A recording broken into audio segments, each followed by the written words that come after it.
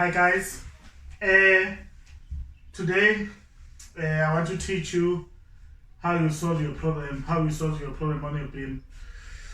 So your beam is actually unique from your N1 to N4, but it's becoming more complex. This is the one I've taken from your N4, but I think at any time the procedure is the same in solving your problem in your beam. This one I pointed in your reaction. What you need to do, you need to know we need to calculate our unknown reaction, calculate our shear force, draw the shear force diagram, and then you calculate our bending moment, and then you draw your bending moment. The method that I will use now to solve the problem on my bending moment, it's different than the one that you use in most of the books. I just want to show you the alternative method, then you can adapt the one that you prefer the most. And obviously, on the comment section, if you have any question, I will attend it to you. Now, this is a problem that was taken from April 2013. This beam was given as a word problem, and then I drew it for you to try and save space. You could see that my board is a little bit small, so I'm trying to save the space where I can solve your problem. So I'll try to fit in all the solutions within this space that is left. Now, this is your UDL, your 5 kilonewton per meter, your UDL, 10 point load, and then you have 3 point load. Your reaction at A and your reaction at D. Your first assignment is to calculate your reactions anytime if you have your two unknown reactions. I will show you how to calculate your reaction, and then we draw our shear force or the equation as follows. Pardon me for the small font which I used when I was writing here. The board is too small, but I'll try to explain as clear as I could. Now, we need to calculate our unknown reaction. We'll use the law of moment. That sum of your moment about any point, the algebraic sum of the moment are equal to 0. Meaning from your two unknown, you choose one unknown point where you take a moment. So I will choose A now. So number one, you will say sum of your clockwise moment is equal to sum of your anti-clockwise moment about A. So I'm taking moment about A. Then you check where each critical point, each force at that point is going clockwise or anti-clockwise. Starting from the first one, which is a UDL, you convert your UDL to a point load. It's acting at a center of your UDL, and then it's pointing downward all the time, meaning it will be going clockwise toward A. If you check B, it's pointing downward again, and then its movement, it will go down, and then it will take your anti-clockwise direction. C will go anti-clockwise. Your reaction D pointing upward, it will go up and then take this direction. So it's the only point which is going anti-clockwise. So on the left hand side, I will have the point load based on my UDL, which is 5 times 5, acting at a center. Distance from a center to A is 2.5. My second point is 10. A distance from 10 to A is 5. My third point is 6. A distance from 6 to A is 9. Then my last clockwise point is 5. A distance from 5 to A is 12. My only anti-clockwise point is reaction D with a distance 10. So your reaction D will be 22.65. Remember, I said you need kilonewton. It's kilonewton. Now, if this one is correct, then your second one will be correct. Because your second law now say your force which are going downward is equal to your force which are going upward. Definitely, if this one is correct, then so how many forces which are going downward? You have 4. The first one is 5 times 5, 1 of a UDL, plus 10, plus 6, plus 5, they equal to 22.65, plus my unknown A, RA. So the force which are going up downward, they should be equal to the force which are going upward. That means your RA will be 23.35 kilonewton. So this is how you calculate your reaction. Use your law of moment and then use your force going downward is equal to the force going upward. Second, we need to draw our shear force. Your shear force, before we draw it, let's just calculate it. You write your point down, and then once you have your point down, you can go and draw your shear force diagram. Now, it will always start from 0. So at where it starts, I will have my 2 point. I will have 0 and because there's a reaction, that means I will have 0 and the first point, which is RA 23.35. At RA you have the 2 point. Now what you need to notice when you're drawing your shear force, we first gonna calculate it. The forces which are going upward are positive, the ones that are going downward are negative. So you just add your forces, subtract if it's negative from your previous one. So at RA, your shear force at A, you will have 2. It will start from 0 and then it will go to positive 23.35. That is your first force, shear force. Shear force at B. So at B, you will have 2 shearing forces.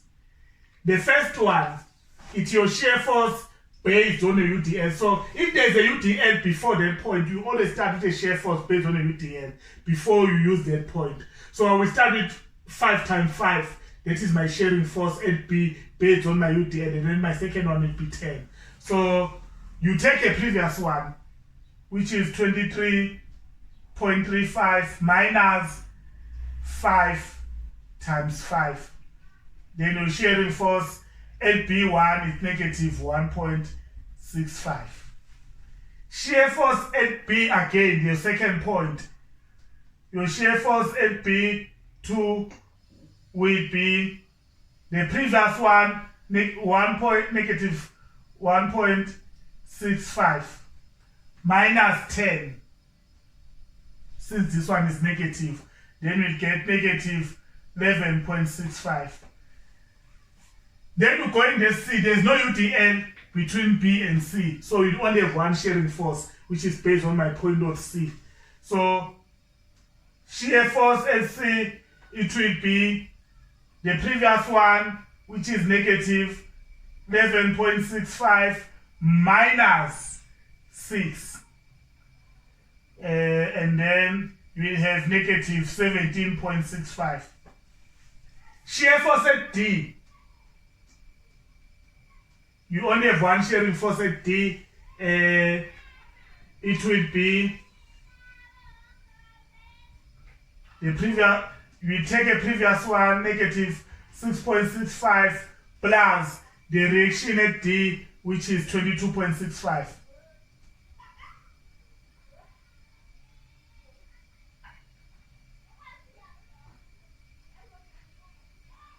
Then we have 5.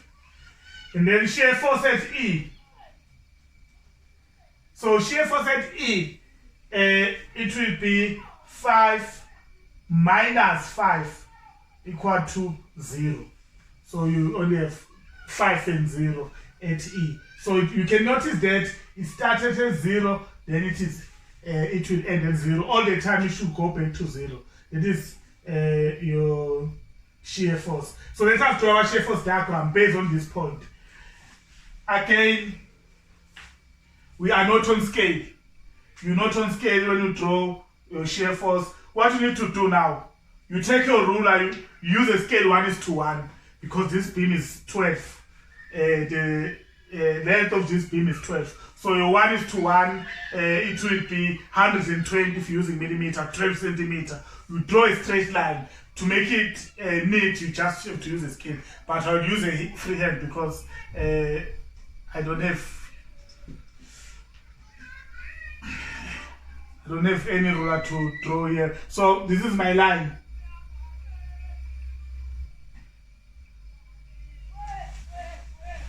This is how I will draw my shear force. So I will start here from 0, which is point A. At point B, it will be 5. So it's 1, 2, 3, 4, 5. This is point B. At point C, it's 4, 0, 1, 2, 3, 4. That is point C. At point D, it's 1.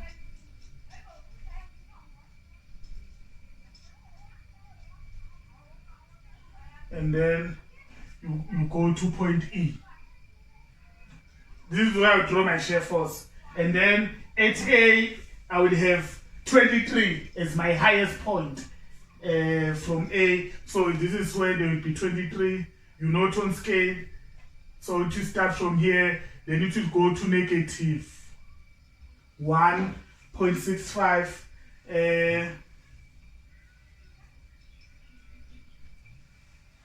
Then I will go to negative 11. You go straight at C. From C, it will go to negative 17. Let me put negative 17 here. Then it will go straight to D, goes to 5, E, go back to 0. Now, so you're going to 23, go down to negative 1, go down to negative 11. There's no UD head here, so it's going straight. Then it's going to 17. There's no UD head between C and D, it's going straight. Going to D. No UDL, it will go straight. Then go back to E. It is my UDL. It is my shear force diagram. So it started from 0, it went back to 0, 18 kilonewton. They say near your critical point. Your first point, 23.35. This point is negative 1.65. Negative 11.65. This one, negative 17.65. Positive 5 goes back to 0. Where there is a UDL, it's pointing downward. Where there is no UDL, it's going straight. This is your first point, second point, third and fourth. So you have how many errors? 1, 2, 3, 4, 5. 5 errors. That is how you draw your shear force. Simple as that, you have your shear force. As quick as that, you note on scale, but you just have to make sense that the highest number is above the small number. Now, I hope you understand how you draw your shear force, and of course I'll attend the questions on your a comment section regarding the problem. If you have any problem or question regarding how we've drawn this shear force, I would be willing to help you on the comment section. Now, they say now calculate a bending moment at a main point. Your main point is A, B, C, D, and E. Now, A and E at your edges, your bending moment is equal to 0. So you need to find the bending moment at B, C, and D, your 3 point. That is where you need to know your bending moment. Now, you have a new point. If you check these shearing forces, it's passing through 0 here. When it passes through 0, that is where you find a turning point of your parabola. Because when you draw your bending moment diagram, under where there is your UDL, you will draw a parabolic shape. And then where there is no parabola, you draw a straight line. So I will have a new point now. I will call this point E. Oh, I have E. So this is point F. At point F, it's a turning point of my parabola when I'm drawing my bending moment, and then it's where I find the maximum bending moment. As it passes through 0, that is where there is a maximum bending moment. You need to know this point.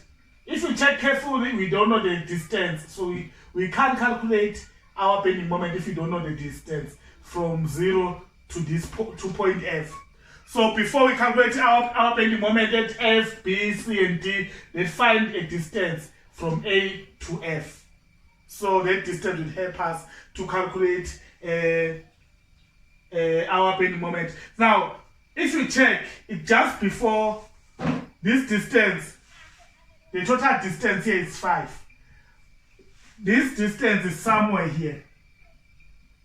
Point F is somewhere here. And then I would call this distance X. This distance from F to A, it's X. My distance X. So here's my F, and then here's my distance X. I don't know what this X is. I need to calculate it, but it's easy to calculate it. It's so easy to calculate that distance. Your distance X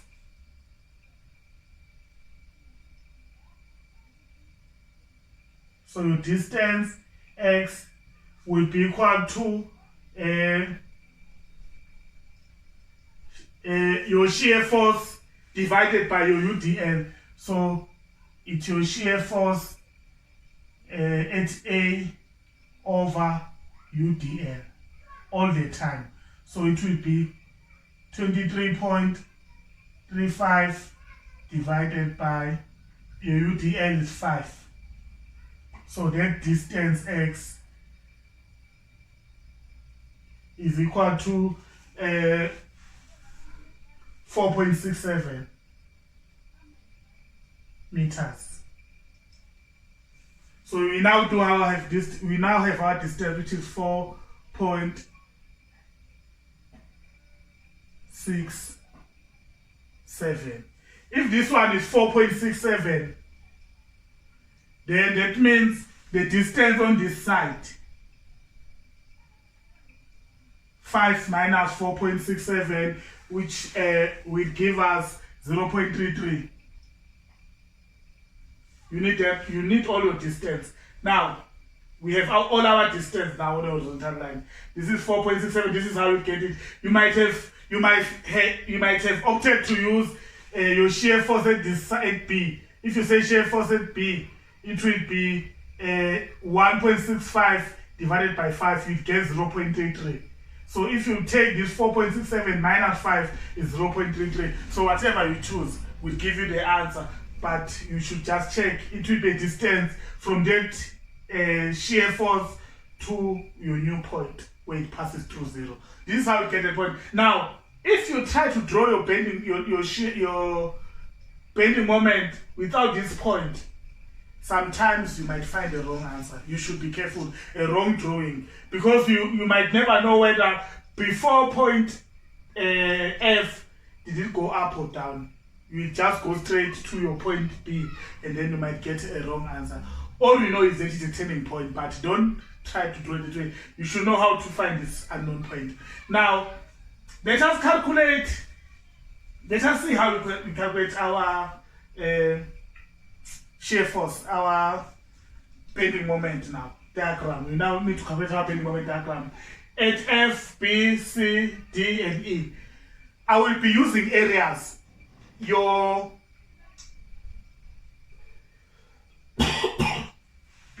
shearing forces,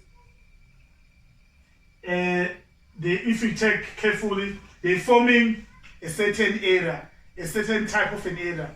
This one is a right angle triangle, and this small one, it's also a right angle triangle. This one is rectangular. So this is the first one, second one, third one, fourth one. 2, 3, and 4, they are rectangular. You'll have 3 shapes that you might find under your shear force. You'll have a right angle triangle, you have a square or rectangular. The last one, it's a trapezium. So that means you should be able to calculate your area. Each area gives you the bending moment. That's how it is. your bending moment can be forced, some of your forces from your left to that point, or you use your area. Let's just use our area for now, because it is a method which most of the books doesn't have. Then you can compare this method with the one that you use in a book. You can adapt the one that is preferable for you. Now, let's calculate the bending moment at F. Bending moment at F would be the area at F. So your bending moment at F, your area is half length times breadth, which means it would be half times 4.67 times length times breadth or height times 23.35.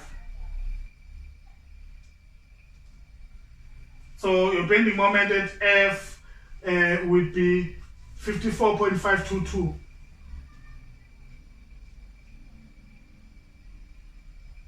kilonewton meter. That is your bending moment at F. Now, it's positive. The upward one are positive, remember. The downward one are negative. Now, if you're calculating a second moment at the bending moment at B now, you will have bending moment at B. You take a previous one, which is 54.522. Your D is negative now, meaning it will be minus. And then it's forming a right angle triangle, half length, which is 0.33, length times breadth, which is 1.65. And then the bending moment at B would be 54.15.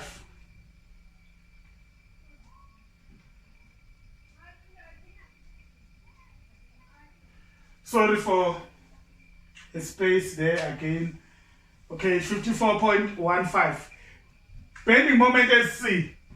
Here's C. Take a previous one, which was 54.15.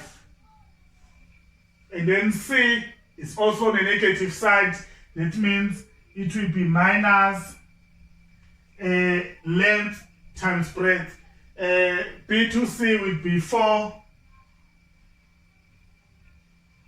times 11.65. Then your bending moment at C will be 7.65 kilonewton meter. Bending moment at D, your previous one again, which is 7.65 minus, since your bending moment at D, it's on the negative side again, minus length, you see to D is 1, length is 1 times 17.65. And then your bending moment at D will be minus 10 kilonewton meter. So these are my bending moment. This one is at new point F, bending moment at B, bending moment at C, and then my bending moment at D. My 4 critical points, 1, 2, 3, 4. Now, this method is the simplest one of solving your bending moment. But you can see the difference between this method and the previous one. If your bending moment is wrong, your shear force is wrong, then your bending moment will be wrong. You need to use this method if you are 100% able to draw your shear force. But I see it as a simple method. Now, if you want me to do another problem where I will use the other moment of a force multiplied by distance from either your left or right of a beam, I will use that method as well. That one, sometimes it gives a lot of work for some of the students. If I could see, if I'm marking your papers, I could see that giving you some of the problem, but it's one simple method as well. As long as you understand the principle, you follow the principle, there will be no problem. Now this one, you just use your areas. What is the area of a right angle triangle? Length times breadth. Half length times breadth. Then the area is your bending moment. Right angle triangle again, add the previous one. So you just add the previous one. You keep adding the previous one, just like in your shear force. Keep adding the previous one up to the last one. Started from F to D. Then you can you can get your always coming from left. Then you can get your bending moment. Okay. So here now for my 4 critical points. Now let us see how we're gonna draw our bending moment now using I won't remove the pen.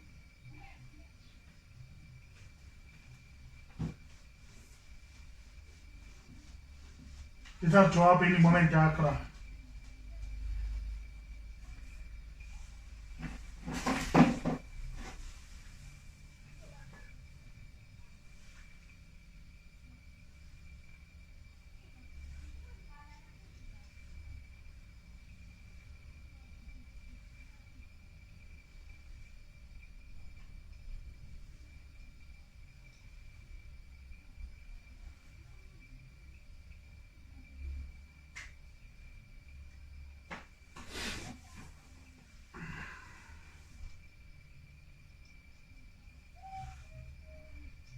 So again, you use your ruler, you draw your point.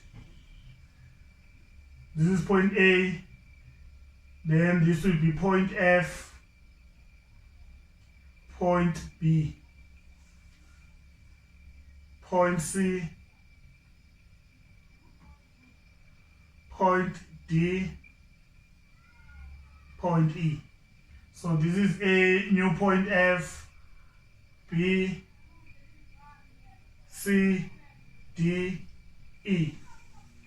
Your bending moment at F is 54.522.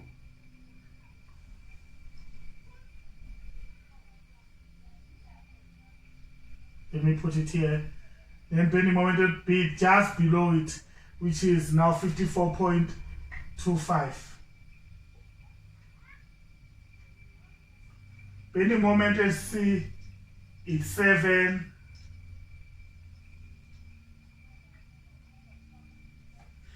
Bending moment at D is -10. Then it goes back to 0. Under UDN is forming a parabolic shape. Here's your parabola. Here's your turning point. And then it 10 goes back. And then we could see it always forming a parabolic shape that is sloping upward. And then there is no UDL here. You use a ruler, you draw a straight line from point B to C. You draw a straight line from point C to D. Straight line from D to E. This is 54.522, 54.25, 7.65, -10. Starting from 0, go back to 0 kilonewton meter. That is how you draw your